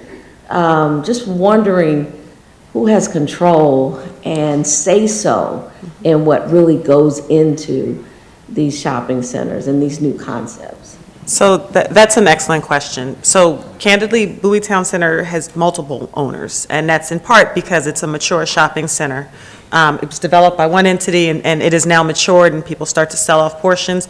And you're right, when you talked about some of the other projects, when they were built and they were new shopping centers, not a redevelopment, which is a little bit different with what we're doing here, there was one owner that was able to come in and put together a plan. So we did identify that as a concern, and that's why we talk a lot about this idea of co-creation, ensuring that we're able to pull all of those key stakeholders. So we talked about the community, but all of the owners, and make sure that we're able to get buy-in and align on a vision so that everybody is swimming in the same lane and working together to put together a concept that works. There are, I think, to the town center's credit, there are some owners that have kind of critical mass, and once you have that critical mass, it allows them to make a decision over a larger portion. But generally, there are multiple owners, and we know that that's a potential challenge, but it's something that we recommended specifically, that getting all of those owners on board, along with the community, to get buy-in around a cohesive vision is key to making sure that you get to a successful redevelopment. Yeah, and kind of what happens in the meantime. I think that's what a lot of us would be concerned about. There are a lot of stores now that are failing, and in the interim, until something like this, great vision of you guys comes to fruition, then you have substandard shopping options that take the place of those really fun and great stores that we used to have, and owners will lease to these stores because they need the revenue. I understand it, I'm a business owner. But, like, how do you stop the wave down before you get to the ultimate great vision? And a lot of that, I think, was why we came up with the concept of a phase zero that starts to build that momentum around developing that new cohesive vision. So you can start, and I think the goal really is to start the phase zero concepts initially, and that's starting to create the momentum, and that helps to gather buy-in from all of the owners because they're starting to see, early benefits from that. But so I think the general answer to your question is by using some of the strategies that we suggested in phase zero to start to create that excitement and that momentum around what might be coming in the future. Yeah, that's great. And just adding to that, we made a suggestion about a music hall. But we also believe that to create a sense of belonging, that idea also would be great if it comes from the community, because we absolutely, as part of Phase Zero, want to recommend something which the community feels really excited about. And that's kind of like the starting point of that journey, right? Like you bring people in, you create that excitement, retailers see that, and they want to start to do improvements in their end, and then the bigger retailers see that. So it's kind of like a chain reaction. But if that starting point is right and done at the right time, I think it can start to create that catalyst effort that can go a long way in establishing success. Okay, and the last question, I promise, just really quick. I'm thinking about revenue and revenue for the city. The cultural proposal, the children's cultural proposal with the promenade in the middle, I think is great. I just wonder if you think at all about, or the city thinking about, the difference in the revenue opportunity from, fully occupied shopping center with stores, anchor stores, restaurants. If you switch to a cultural center type proposal, is the revenue to the city greater? Is it less? Is it about the same? I think these are all the things that the city might want to know. Ideally, by incorporating these cultural components, the high tide raises all ships. The idea is that by incorporating the cultural components, you make a more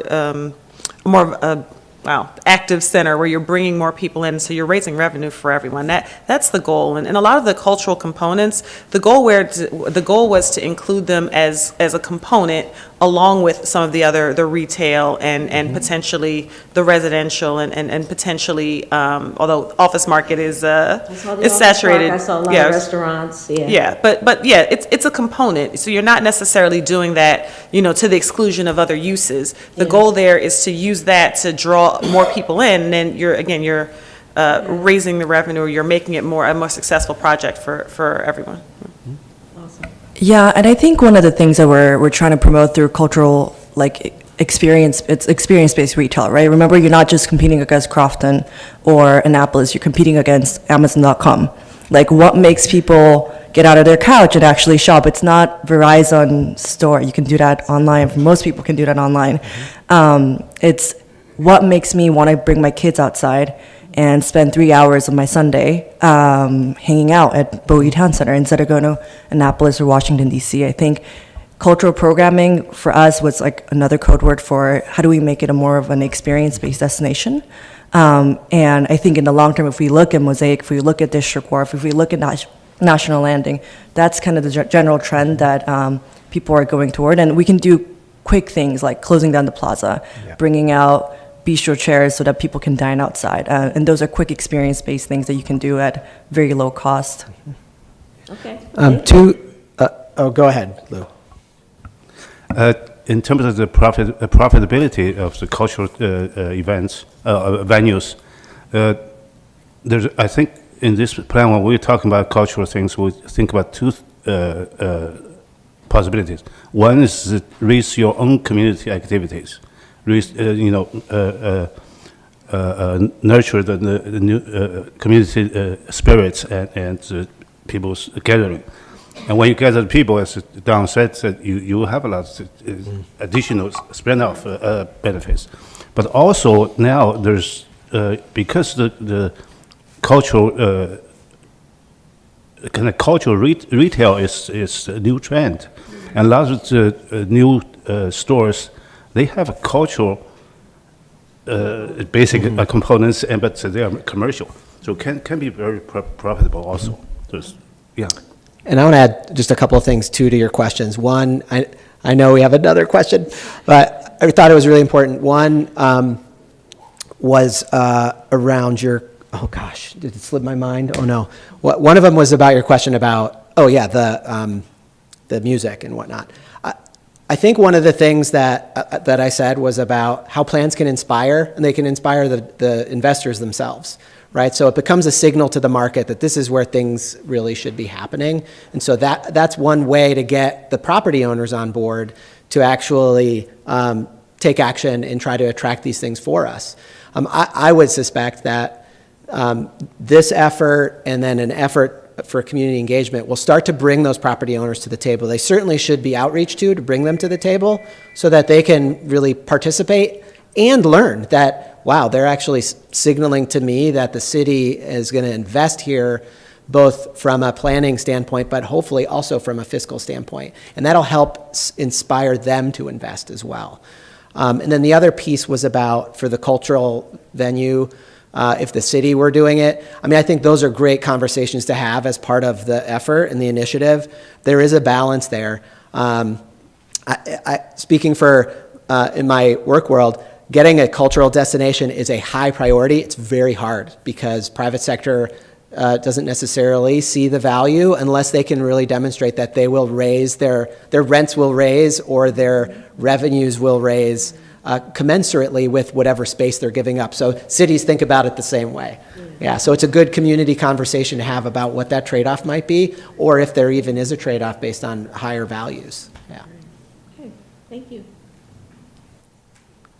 Sorry to keep you waiting.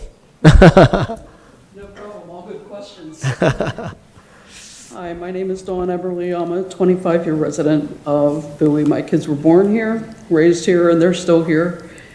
I really appreciate the broad base of experience that you all bring to this process and everything that you've offered. My questions are more based on kind of where we are now and who is in charge of the process going forward. Obviously, you've got some key recommendations here in creating plans and creating vision and putting that down. Is that your team that is going to be following that? Does that defer to city council or the city planner? Does it defer to the county? And who would be responsible for communicating and creating this communication network with the community to involve them and engage them? Mm-hmm. Yeah, our product is going to the city, where they're our sponsors. So this report, which I believe will be public, right? Is that correct? Yeah. So hopefully you all see it as a resource and as a tool in the future engagement process for what you like, what you don't like. But is there anything else you want to add to that in terms of how you all will may take charge?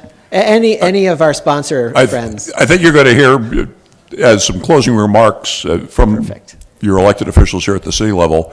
But at their November 3rd meeting, which is the last council meeting that was held, staff was tasked with carrying out and developing a plan for the revitalization of Bowie Town Center. So this is part of what the staff will be using as tools to implement. Thank you. Thank you. We have time for one more? I am LaToya. I live in Old Bowie, but I am a resident of Bowie. And I just wanted to clarify the creative finance. Will this impact taxes to the residents? And also, I just wanted to know your time frame for implementation of this project. Oh, go ahead. No, you go ahead. I was just going to say, hopefully, on a revenue side, a redevelopment of a kind of declining retail shopping center is a net positive, right? But I think there are discussions that would likely need to be had about what kinds of investment there are from the public sector to make it work. Okay. And those are questions for the community and for the electeds and the staff to work out together. That's all I wanted to say about that. Oh, you're good? Okay. Great. One last. The time frame. I would default to our report is going to take about a month and a half. 6 weeks. And then I defer to the city. Thank you. Yes. One last guest at the microphone, please. Hi, good evening. Roxy and Deborah Madu. I represent the 4th District, which is the neighboring district to the town center on the City Council. Really, really, really loved your presentation. It was absolutely wonderful. One comment and one question. The comment I have around the kind of cultural activation and the placemaking, I've seen that work really, really well for Union Market recently. Eden's is a very intentional developer where they will kind of harness this DC artist scene, kind of bring all the business owners together, have these curated dinners, and kind of intentionally have them think about ways to activate the community and really like spur that movement at Union Market. So I kind of understand the angle and where you guys are going with that placemaking and think it was a really great recommendation for us. My question is around, a lot of the, I guess earlier in the presentation emphasized the parks and the trails and the connections to that. And when I think about, going out for a walk, I don't really think about someone possibly kind of walking away with all these shopping bags, because then the question becomes, how do you get that home? And Ubers are not 100% readily available in the city of Bowie today. And so kind of when you think about this incentivizing the stores and the types of stores that want to be here, like the retailers, and there was a lot of office space kind of revitalization of how we can think about that. How do you recommend kind of really like incentivizing that and attracting that if we are kind of harnessing more of like the green space or the kind of cultural events that maybe is not incentivizing coming out with your bags to shop and then carry all of that stuff home? Like, how should we think about that? Because I will say, when working with some of the developers in the community, a lot of retailers just don't want to be next to certain stores. So they'll have these strenuous requirements of like, I don't want to be next to this store, or if that store is here, there's a 3 mile, or that's not the caliber of store. And so like, how do you encourage us to think about that? That's a good question. I mean, with regard to the network of trails, I mean, I think yes, it's about getting people to go shopping, but it's also about creating a place, right? I think I've referenced probably ad nauseum the study about what makes great town centers work. It's Busting the Doom Loop. It's a Brookings Institute study, and it really emphasizes making sure you have close to an optimum balance of live, work, and play. And I think play is the thing that's lacking here a bit in terms of recreational space within the site. And I really mean within the site. There's a lot around, and I think that's why we really emphasized linking it together to create this kind of seamless connection between the communities so that it feels natural to be going back and forth. Maybe not to buy a new suit, but to grab a cup of coffee or to grab dinner or whatnot. And I think Don and others may want to chime in here too. But leasing is an interesting art, I would call it. Some owners will lease for loss leader. So imagine a town center that actually it makes most of its money from rental units. They might be inclined to be like, you know what, I don't need to make as much money on the retail as I do on the stores or on the rental units. So that's an interesting dynamic that could evolve. It becomes less of a priority to make money off each individual lease versus creating a curated symphony of the right types of retail. Otherwise, you wind up with I just got to get my lease signed, right? And I think a lot of owners will have those same requirements. We have a standard or a bar for the types of retailers. That's a tough one to navigate, I think, from a planning perspective. I don't think there's an easy way to direct an owner to lease to certain types of companies, unless it's a use tool. But I'll pass it on to any others on the team here. Just sharing a personal experience with kids growing up. One of our favorite pastimes was to basically on the weekend take a bicycle. All 4 of us, we would go to a retail center, a bike there. So when there was that connectivity that allowed us to do that. So you would basically have a backpack with you, and then over there, the price for doing that and getting their kids involved was to get a good lunch when you're there. So essentially, we weren't going there to purchase something. It was just the experience. So when we think about some of the cultural uses.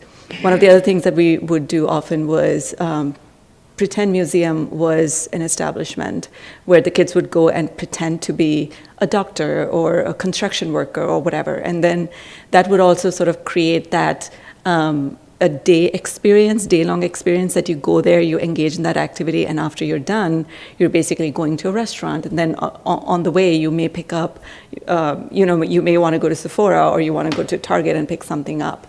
So I think the idea is that outside of sort of this, I'm going to get something because I need something. The idea is how do you create that environment that you are drawn to come in for an experience and actually do these other things that the town center would allow you to do. And- Go ahead. So I guess two other points. So one is, in creating these connections, there is the benefit, if we're pairing residential with the retail, of attracting the residents who want to be connected to the network. So then they're living on the site and shopping on the site, and as well as using the amenities. And then the other piece of it, like some of the thought process in enhancing those connections, is being a good neighbor to the surrounding. Like, we recognize that there is a master plan for the Trails Network, and there's an intent to enhance some of these linkages, but in more subtle ways along the existing street. And so this is the opportunity to make those connections stronger by, using the redevelopment to leverage that. So, I mean, honestly, what I was going to say is going to echo, I think, a lot of what my colleagues said, and that's the goal is to create an experience. I'm very familiar with Edens. I've negotiated some other projects with them, but think about the things that they've done at a place like Union Market. They just did, and I'm going to forget what it's called, but they took the old motel and turned it into a design charrette. The goal was just, they didn't care if people were buying things. The goal was to get people there and make it a vibrant place and get people walking around. And that's a lot of what we're trying to do. And connecting it to the green space means, so like I cycle, for instance. We will meet up on a Saturday morning. Everybody will ride to a certain place. We'll grab coffee or eat or something like that. And it's those connections. And the other thing to think about is that if we're talking about creating a live, work, play atmosphere, to attract people that want to live here, that's another part to kind of creating those sort of connections as well. And then I think the third thing I want to say is HU. Oh, thank you. Wonderful. Well, we've taken enough of your time. I would love to introduce. May we have one more? Oh, yes. Mayor. All right, one last question to the panel? Okay. I will be brief. My name is Valerie Epps, and I'm a retired school teacher, college administrator, and retired vice president. One thing, and I love living here in Bowie, in this community, but I also want you to think about, as you spoke about bringing your children, it's a lot of times it's the grandparents who are home during the day, have retired, and would like to take their grandchildren places. But we need places to park when we get there because, the little ones run faster than we do. So you have to make things, when you say compatible housing, compatible services, you have to, and you do cultural services, you have to do things that, as senior citizens, that we enjoy. We enjoy cultural things too. It's not just the children. And believe me, I love being a great grandparent. But it's not just the children, but we have to make sure we have a growing number of senior citizens in this community. And the senior citizens need a place to go during the day.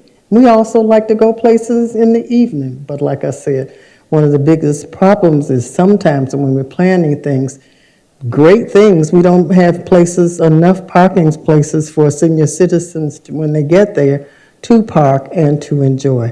So I just want you to keep those few things in mind as you plan all of your activities that you plan for the total population of Bowie. Thank you. Thank you for that feedback. That's great. Wonderful. All right, to close out the program for this evening, I would love to invite Dufour Woodley, Mayor Pro Tem and District 2 Council Member of the City of Bowie, to say a few words. Thank you very much. Thank you all for being here today, but I want to start with a special thank you to the panel. Absolutely fantastic. Your collections,